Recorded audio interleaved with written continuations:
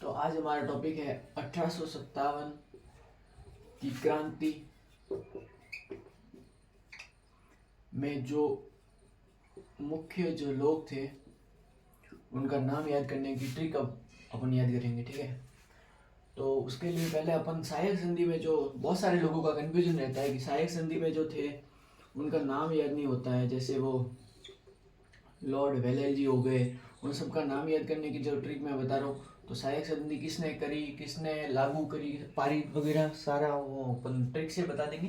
ठीक है, तो इसकी सहायक संधि की पहली ट्रिक है LOVE, लव और लोल, ये दो नाम याद कर लिए तो आपको ये नाम में कभी कभी कंफ्यूजन नहीं होगा कि कौन था, और ये कंफ्यूजन नहीं होगा। तो लोल पहले लव लेते हैं, लव लव होगा तो लोल तो बनेंगे ही। ठीक है, ऐसे ट्रिक याद करनी है। ठीक है, लव हो गया तो लोल बनेंगे। तो लव से अपन लेते हैं लॉर्ड और वीस ई से लेते हैं वेलेल्जली, वेलेल्जली।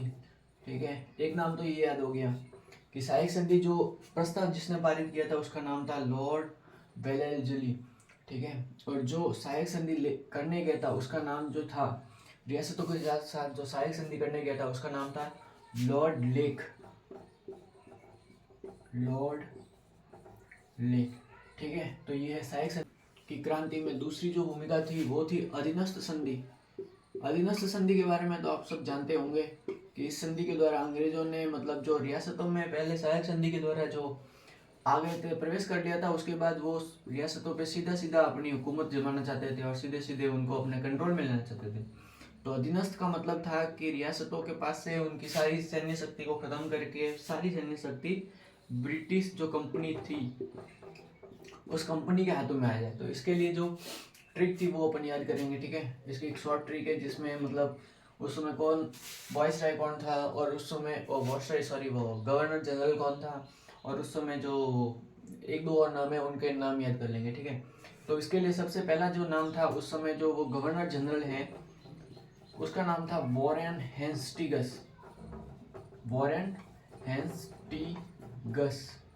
ठीक है, तो इसकी अपन ट्रिक कैसे याद करेंगे कि वॉरेन हेस्टिंग्स, अब अधीनस्थ संधि में वॉरेन हेस्टिंग्स कैसे याद करेंगे, तो इसकी एक ट्रिक है कि अधीनस्थ मतलब किसी को कब्जा जमा लेना या किस पे कब्जा जमा लेना, और कब्जा जमाने को क्या कहते हैं, हाइस्ट करना, जैसे मनी हाइस्ट हो गया, हाईजैक जैसे हाईजैक हो गया, तो अधीन करना या कब्जा जमा लेना। तो जब जहाँ पे कब्जा जमाएंगे वहाँ पे तो हाइस्ट आएगा, तो हाइस्ट से याद रखना हाइस्ट, और वॉरेन अपन को जब हाइस्ट याद आ जाएगा तो वॉरेन भी याद ही आ जाएगा। ठीक है, हेस्टिंग्स। ठीक है, तो ये तो था उस टाइम का गवर्नर जनरल, इसकी ट्रिक तो आपको पता चल गई। ठीक है, अब इस टाइम पे जो अधीनस्थ संधि थी, अधीनस्थ संधि के दौरान यहाँ पे भारत में आए हुए थे कर्नल जेम्स टोड, घोड़े वाले बाबा। ये घोड़े वाले बाबा कौन से घोड़े वाले बाबा आपको पता ही है, कर्नल जेम्स टोड है। आप ये संजू बाबा वाले संजू बाबा वो बाबा मत समझ लेना, ये घोड़े वाले बाबा अलग है। ठीक है, घोड़े वाले बाबा।